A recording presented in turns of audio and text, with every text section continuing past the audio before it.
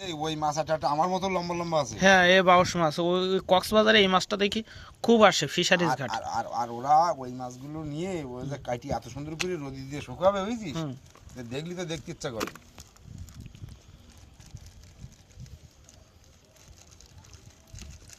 বাউশ মাছ এই যে কামড়ায় কাদার তলতে জিফার ছুট্টি পারে, এ তো দেখি ওরে বাবা, প্রচুর অনেকে সুন্দর। দেখি দাও নেতাই জানিস কুপায়। তো হ্যাঁ। এই মাছটা যে আমরা আমরা বলি বাওস, ঠিক আছে? হুম। এই অরিজিনাল কিন্তু বাওস না, কিন্তু তাহলে এগুলো অরিজিনাল নাম কিন্তু সোনাবাইন। সোনাবাইন। হ্যাঁ, এর হুম। অরিজিনাল নাম আর সোনাবাইন। বাওসগুলো হয় বলে মিষ্টি এলাকায় যা ধান বন্দে চলে। হুম।